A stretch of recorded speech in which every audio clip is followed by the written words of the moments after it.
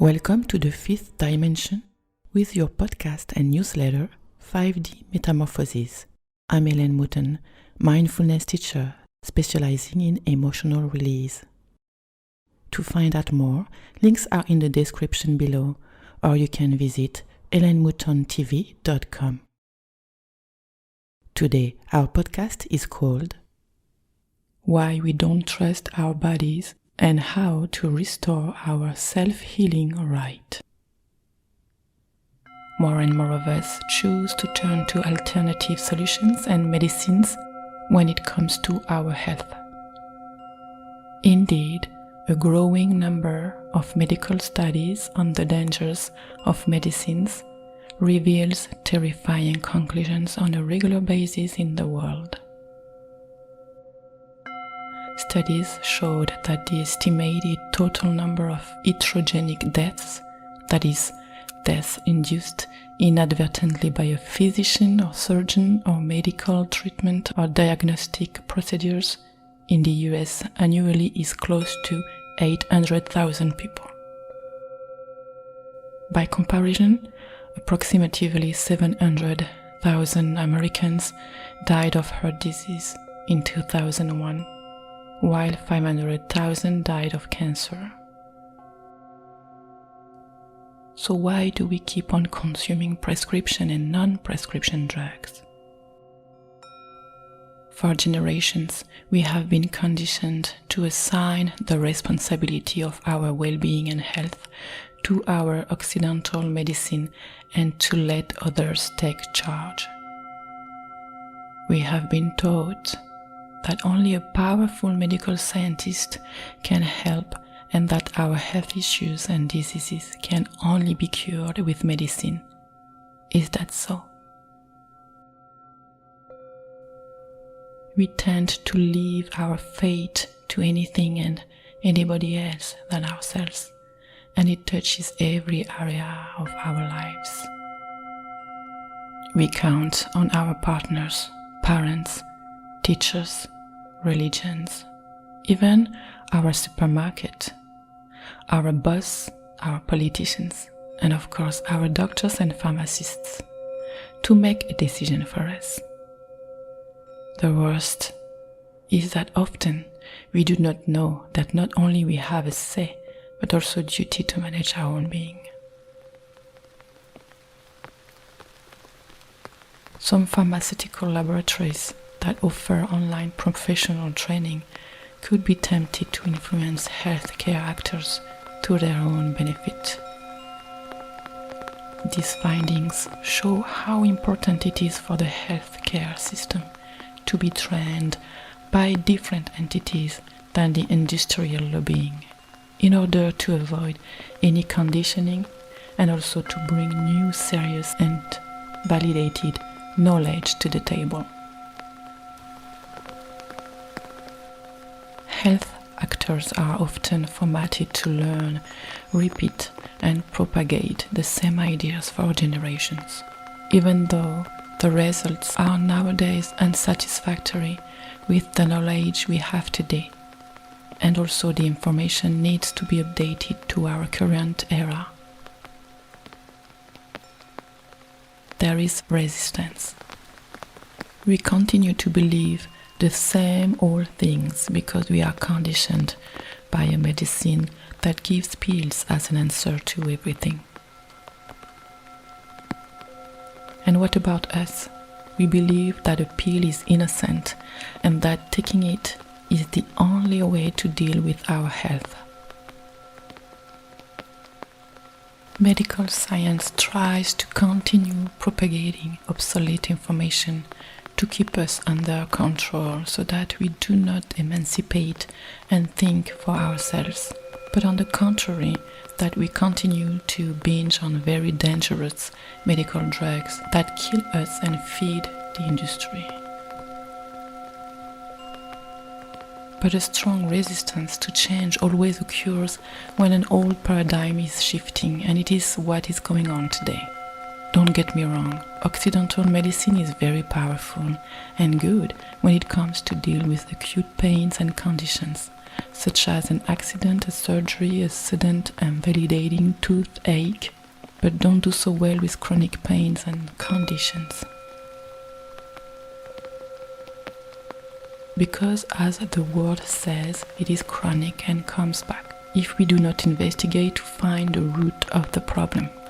Taking drugs to get rid of the consequences each time it arises will not cure anything, on the contrary.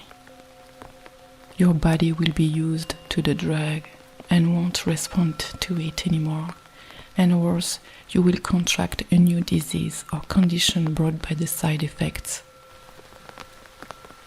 Occidental medicine is programmed to treat the consequence, not the cause, and it's been a long time we've agreed to just let them to do it. Change is coming with the rise of the traditional Chinese and the traditional Indian Ayurvedic medicines and their ancient holistic approaches. Thanks to the rapid evolution of mentalities on health issues, these last decades in Western countries, we have seen people waking up to their power of choice. As human beings are more and more conscious of the consequences of their decisions, actions, behaviors, and thoughts in each and every single area of their lives, and their consequences on their health and, as an extension, on their entire life, we can see profiling a new way of living. The old health and well-being models are shifting as we take charge of our destiny. How to attract health and well-being? Attracting health and well-being demands preventive work and implies accepting pain and learning to manage it, which I will talk about in a future chapter, as well as managing and decreasing our stress in order to avoid the systematic take of prescription or non-prescription drugs that have adverse effects on our health. To sum up, to attract health and well-being, we must let it flow by removing the resistance. We shouldn't think about pills as a first solution, and we should avoid taking them unless it is necessary. The side effects are dangerous in the long term. I believe doctors should not prescribe them as a first response out of habit. However, this is our duty to help them change their automatic and conditioned behaviors by encouraging them to do so. After all, doctors' aim is to please and help their patients most of the time. They are like you and me and have been formatted like you and me. How could we help them to help us? By telling them that you are looking for an alternative to medicine's solution first, and that you count on them to explore other resources first, unless there is no other choice. Obviously, it depends on your issue, and because I am not here to tell you to never take a pill again, I must add that certain diseases and conditions necessitate drugs, even though the majority don't. Starting with eliminating what is not necessary will make a tremendous difference in your and your children's health. You'll also probably need to accept first and then change or transform your lifestyle and food diet. A lot of the resistance to our own self-healing powers comes from them. If you want to restore your health, you have to let your cells do their regeneration's job by letting them alone in peace, rested and happy. Easier said than done? Yes. We work too much, don't play enough. We eat too much and bad foods. So unless we transform ourselves, our habits and thinking pattern, our health will be mediocre. And because transforming our lives demands willingness, dedication, and a long and repetitive training that the brain needs in order to integrate new habits, many of us fail and fall back into the old pattern of taking pills because it is so much easier. We forget or close our eyes to all the dangerous consequences. So what are we waiting for? Can we afford to wait for all the system to change our health and well-being? Won't it be too late? It is as if you were waiting for a majority of people to claim they are happy to start to be happy as well. Do we need to wait to see what others do in their lives to know what's good or not for us? Two more resistances to our own well-being are, first of all, our emotions, or most particularly our lack of care for them and lack of knowledge of them. Most of our chronic conditions, ailments, diseases are often psychosomatic, with cases that are the consequence of other factors such as our genes, environment, etc., for which we cannot do much. And second of all, our life choices and food diet. Why medicine are not the solution to our chronic pains, diseases and conditions. We've seen that medicines can be harmful because of their action in our immune system. In the long run, they weaken our body that has been exposed too long, and we can develop diseases. If we force some vital functions of our body, isn't it obvious it will end by having a lack of balance or even being broken down? Pills are not meant to be taken in a long-term basis, and when it comes to chronic diseases and conditions, to choose to do so, to only numb the pain or discomfort, doesn't resolve the underlying issue. As soon as we stop the treatment, it seems that the condition resurfaces, but in fact, it never went away. Now imagine after 1 year, 5 years, or even a decade of absorbing molecules that in one hand help us with the consequences of our condition, but in the other hand may create new and dangerous consequences as side effects, for which you may take a pill as well to overcome the consequences again. How many of us take or know someone who takes more than one treatment every day? What is the only solution? The only way is to let our bodies to do their job, which is to thrive, and for that we must feed our body, mind and spirit with the right foods instead of creating resistance with chemical molecules and even the natural ones. For instance, stress hormones are very bad for our immune system, and their release is only relevant in case of an actual and punctual threat. Unfortunately, our lack of motivation, enjoyment, our unhappiness and depression, anger, bitterness, and all kinds of unpleasant emotions we feel are translated as threats as well, with all the consequences we know of today, and in a much higher quantity, helps to create many conditions and diseases.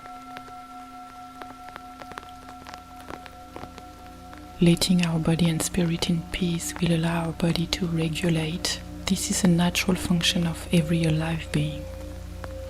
The more we add, we do, we think, the less our body can produce the good chemistry that can heal and regenerate our cells.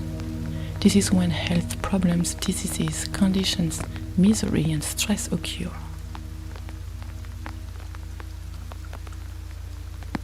In medicine, there are two ways to understand the effect of the mind on our health. The nocebo effect tells us about the negative consequences of our negative thought patterns on our health. Our emotional healing plays a primordial part in our physical healing. To ignore our emotions is an open door for diseases to come into our lives and stay. They are called chronic conditions. Emotional intelligence is the capability of individuals to recognize their own emotions and those of others. Use emotional information to guide thinking and behavior, and manage and/or adjust emotions to adapt to environments or achieve one's goals. What is interesting is to know the impact it has on our health. This meta-analysis also indicated that this line of research reached enough sufficiency and stability in concluding emotional intelligence as a positive predictor for health. If we are not in tune with our emotions and our inner existence, how can we influence and change it? By practicing emotional intelligence or emotional engineering, you will know more about yourself and who, what triggers you, and also why. This science will help you to be in control when you'll be under the influence of your own emotions, anger, frustration, and even loneliness and depression, and to avoid your brain to trigger negative chemistry such as stress hormones. You will learn to recognize the moments, the situations, and the people who triggered your reaction, and most of all, you will understand your reactions by deconstructing the beliefs, values, and expectations that are around it to conclude how limiting they are. Choose to become emotionally intelligent and use what you have learned to anticipate your reactions. The 3 best tools to train on emotional intelligence are meditation, visualization, and active mindfulness. By focusing on our sensations, we are able to know ourselves deeper and restore our right to self-healing. Diseases are the physical manifestations of our unaddressed emotional blocks. We accumulate them mainly from our childhood before 7 or 8 years of age, often unintentionally and unknowingly, as well as through our entire life. It then becomes difficult to remove after a while as they become parts of us, of our personality. In this case, it may lead to chronic pain conditions of any kind. That is why it is important to address our inner child, to constructively and carefully revive the memories linked to these emotions that often only our body remembers. By doing our inner child work, we put a light and direct our consciousness right into the root of the problem, decrease the emotional baggage around it, and allow us to clear the energy block. The homeostasis function of our bodies, that is its capacity to reach equilibrium, is also restored. This is our birthright. When our lives that we know are influenced by our unaddressed emotions is difficult for us, it means it is time to look in the mirror and ask ourselves, what are the beliefs and traumas I gathered and that stressed my body and deprived it of its right to self-healing? Your podcast and newsletter, 5D Metamorphosis. I'm Ellen Mouton.